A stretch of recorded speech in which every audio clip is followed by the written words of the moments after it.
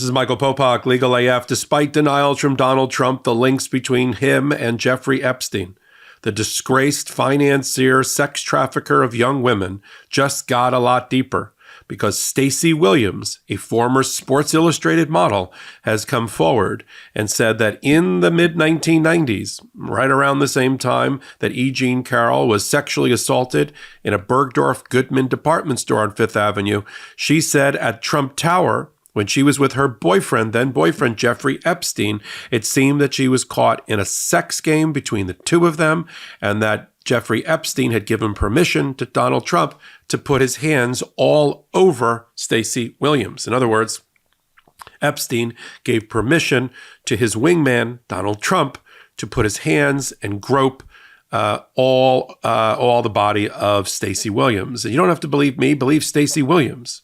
She said that she was motivated to come forward at this late date because there was a recent documentary concerning the era in which she was a Sports Illustrated swimsuit model, and that motivated her to finally have the courage to come forward. Let's listen to Stacey Williams, and I'm going to connect all of these disgusting dots together. The second he was in front of me, he pulled me into him, and his hands were just on me and didn't come off. Former Sports Illustrated model Stacey Williams says that Donald Trump groped her more than 30 years ago in Trump Tower, with the later convicted sex offender Jeffrey Epstein watching and smiling in the room as it happened. Then the hands started moving, and they were on the side of my breasts, on my hips, back down to my butt, back up, sort of then, they were just on me the whole time.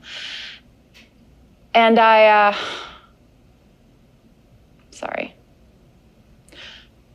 froze. Williams has not spoken out about the incident extensively until now. And in her first on-camera interview, she tells CNN the most detailed accounting of the incident yet, alleging that in 1993, Epstein, who she was briefly dating at the time, brought her into Trump Tower. This context made no sense because the hands were on me, and then he and Jeffrey just kept talking and looking at each other and smiling. After leaving Trump Tower, Williams said that Epstein berated her for allowing Trump to touch her. I just had this really sickening feeling that it was coordinated, that somehow the whole thing was, I was rolled in there like a piece of meat for some kind of weird, twisted game. Soon after the encounter, she severed ties with Epstein and said she was unaware of the kind of predatory behavior that would come to light in later years. She also says she received this undated postcard from Trump delivered to her modeling agency by courier shortly after the incident. Stacey, you're home away from home. Love, Donald. I felt sick to my stomach. Williams says she did not tell anyone about the incident for over 10 years. I felt a wave of shame, and I just couldn't think about it, face it, talk about it for a very long time. I put it in a little box inside of me, turned the key, locked it. CNN has spoken to 3 friends of Williams to corroborate her story, who each said that she told them about the incident with Trump and Epstein in 2006, 2015, and 16. Now, she is not the only person in the last several years that has come forward and or sued Donald Trump successfully related to sexual assault and sexual abuse. This one just links to Jeffrey Epstein. Remember, Donald Trump has been flying around in Jeffrey Epstein's plane, reskinned to look like Air Trump on campaign stops. I mean, of all the large planes in the world, he had to use Jeffrey Epstein's. And I think that was not by accident. That was on purpose. Donald Trump claims he didn't really know Jeffrey Epstein, but we know that's not true. There are flight manifests and other things that establish that Donald Trump frequently traveled with Jeffrey Epstein, maybe not outside the country, but certainly within the country. And some of these people, like Stacey Williams, have an authentic story to tell because it fits right in the same period of time when other women have come forward successfully in the 1990s to say that Donald Trump is a serial sex abuser. For instance, Stacey Williams says that she was attacked with the consent of her boyfriend, Jeffrey Epstein, if you will, to the extent that he could give consent to loaning out his girlfriend to Donald Trump in Trump Tower in 1993. In 1996, E. Jean Carroll successfully proved in front of not one but 2 juries that almost catty-corner from Trump Tower, about a block away at Bergdorf Goodman department store, which is on Central Park South and Fifth Avenue, thereabouts, or 58th Street and Fifth Avenue, that she was sexually assaulted and raped. I mean, technically raped because the jury couldn't figure out which body part Donald Trump used in a dressing room in that department store. That's 1996. There are plenty of women who have come forward who said that also in the 1990s that he sexually assaulted them at the U.S. Open tennis tournament. The Donald, as he was known then, was a frequent visitor of the U.S. Open tennis tournament at Flushing Meadow, kind of near where the Mets play baseball, the site of the old World Series in New York. He loved, apparently, going to the U.S. Open. He bought one of the first luxury boxes there. And there's not one, there's several women who say that at some point during an encounter with Donald Trump, he had an MO, push him up against the wall, jam his tongue down their throat, and sexually assault them. There's no other way to put it. And so Amy Doris, for instance, corroborates for me the Stacey Williams story. Because Amy Doris says that in 1997, which is a year after E. Jean Carroll, he was groping her. And there's photos establishing that Donald Trump knows Amy Doris very well. They had autograph sessions together. They attended events together, and all of that. Stacey Williams also has a lot of photos, including some with Puff Daddy and Donald Trump and her then boyfriend, Jeffrey Epstein. In fact, she showed the reporter for CNN and The Guardian a postcard that she got from Donald Trump in and around that time, a picture of Mar-a-Lago saying, "You're home away from home, Donald." In an undated postcard. So Stacey Williams says she's not conducting an October surprise. By the way, we're at this point with 10 days to go to the election. The October surprises are sort of over.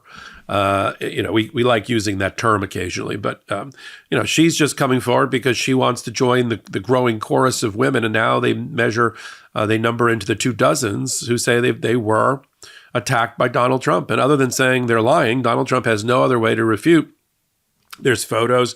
There's a lot of receipts. There's photos. There's postcards. There is the testimony, very graphic at times, by these women. I mean, Stacey Williams' story, just putting it in the timeline, she says what happened to her in 1993.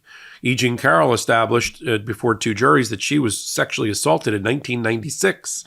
Amy Doris says that she was assaulted at the U.S. Open in 1997. There's other women who said that they were assaulted by Donald Trump at the U.S. Open, which he apparently used as some sort of Venus flytrap to capture women and put them in his suite and up against the wall against their will.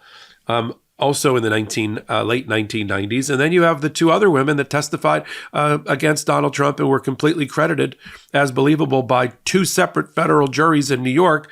Natasha Stoynoff, who worked for People magazine, who says that and she testified to this under oath, that when she was doing a puff piece about the new marriage between Donald Trump and Melania, as soon as Melania left the room at Mar-a-Lago, Donald Trump put her up against the wall, pinned her against the wall, and started to sexually abuse her and tried to kiss her. Jessica Leeds also testified at the E. Jean Carroll case that sometime in the 90s, same time period, she had the misfortune of being upgraded to a first-class seat on an airplane, not knowing the guy next to her turned out to be Donald Trump. And at some point during the course of the flight, he groped her. He put his hands on her. And it's also consistent, of course, with the Access Hollywood hot mic moment where he was recorded in an interview with Billy Bush, who was then the host of Access Hollywood on television, talking about grabbing a woman by her vagina. I mean, he used a more graphic term. Also said that he could get away with it because he was a celebrity. He carried mints so he could jam his tongue down women's throats. Again, he could get away with it because he was a celebrity. If you're like me, the safety of your home and loved ones isn't just a priority.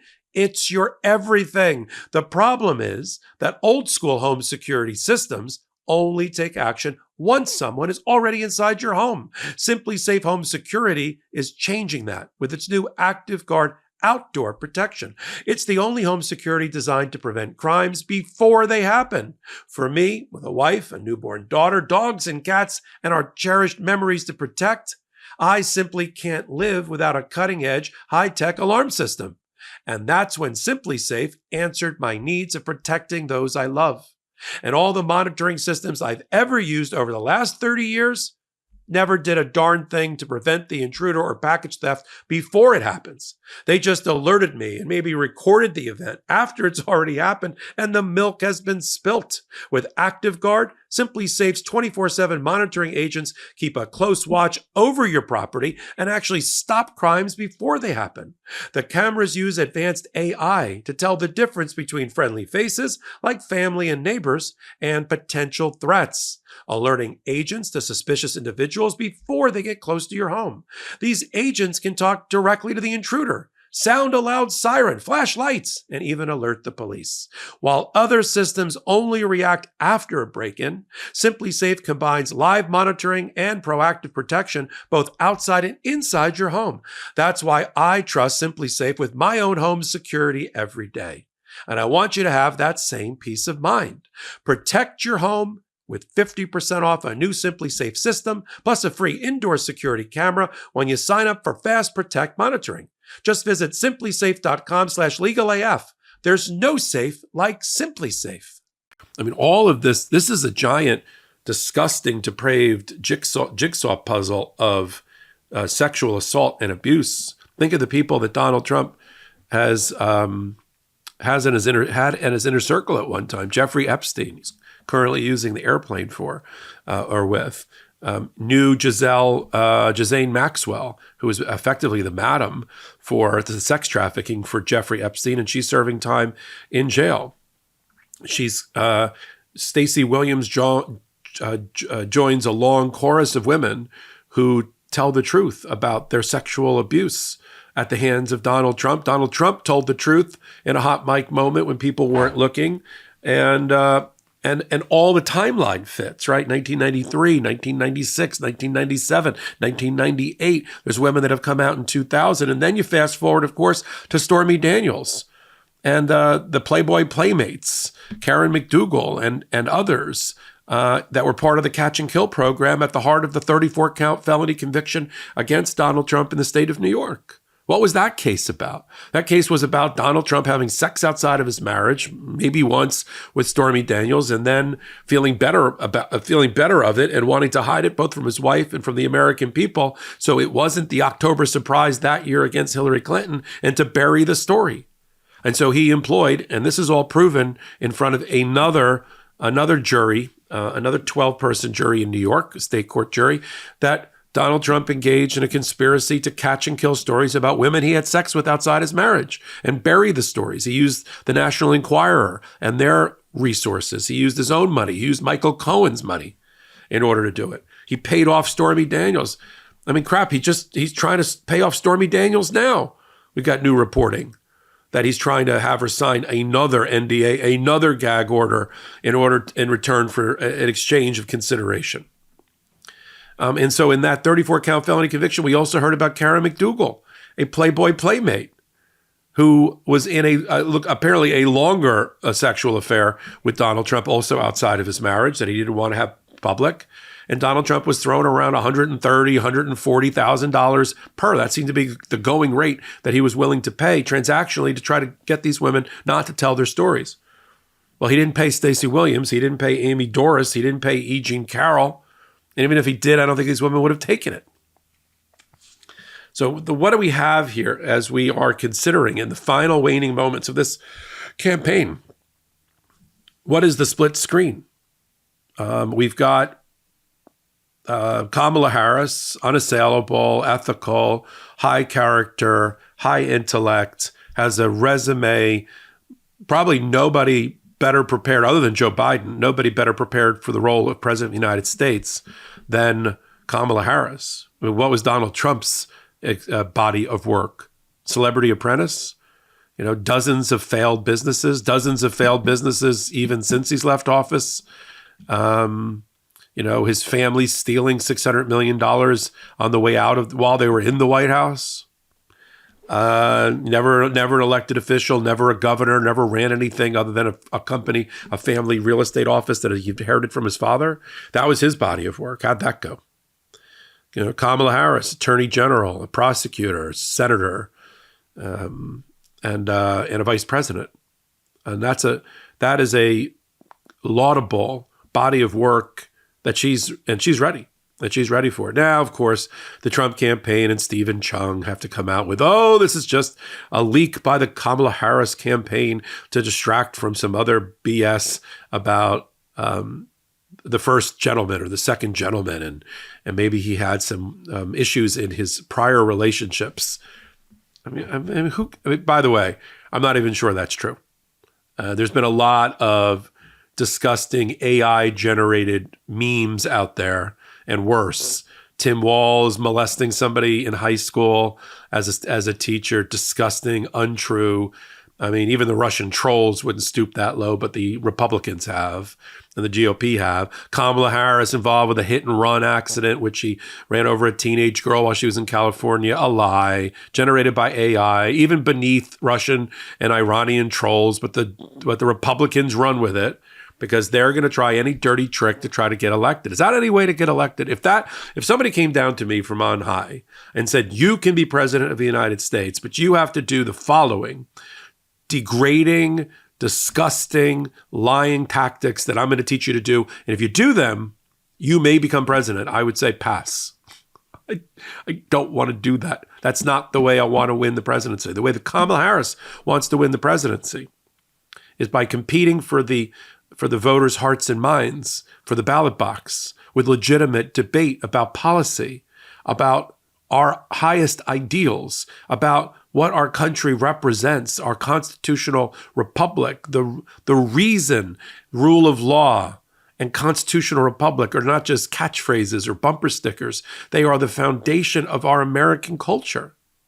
She's having that debate. I don't know what the other guy's doing. The other guy is just in a depraved, demented way, tormenting America, putting Americans. This is the part that I'll never forgive Donald Trump for, and how he's ripping asunder the fabric of America. He's putting at each other's throats American citizen against American citizen, pitting us against each other in a way we haven't seen since the Civil War. It is the wet dream of Russian trolls and Russia and Iran to see America at each other's throats and seething in the streets and fighting, because that destabilizes us and weakens us as a country. They couldn't figure out how we stayed together all these years to begin with these ancient documents under glass in Washington and in Philadelphia. Go look at them. Renew yourself. You're part of something, an American experiment, but it's an experiment. And it can be dashed at any moment. And we are the guardians of this holy, holy, patriotic experiment in world history. Donald Trump has no understanding of history or context or where America sits in that as that shining beacon on the hill for the rest of the world. Go talk to people outside of this country about how concerned they are about what's happening in this country, because they had always admired and looked to the U.S. for leadership and moral clarity. And they don't have it any longer with Donald Trump, and they're fearful about it. Let's put Donald Trump out of his misery and us out of the misery of Donald Trump, and vote and get others to vote and leave it all on the playing field from now until the election, so that when we put our head on the pillow at the night of the election and we wake up the next morning or later that night and states start being declared for one candidate or the other, we know we did our level best, not just for us, not just for our children, but for America and our future. That's what's at stake here. The Supreme Court is on the ballot. Women's rights are on the ballot. Women's reproductive rights. Restoring women to first-class citizenship is on the ballot. Our rule of law is on the ballot, along with all the candidates and all the other ballot initiatives. And in some states, enshrining in the state constitution the right of a woman to choose. Come right back here on MeidasTouch, on Legal AF, to be renewed, to contribute to this community, to this society. And together, we'll come out the other side a better nation. And we hope, with our hard work collectively, that we'll be talking about Madam President-elect Kamala Harris. I'm Michael Popok, and this is Legal AF. In collaboration with the MeidasTouch Network, we just launched the Legal AF YouTube channel. Help us build this pro-democracy channel where I'll be curating the top stories at the intersection of law and politics. Go to YouTube now and free subscribe at @LegalAFMTN. That's @LegalAFMTN.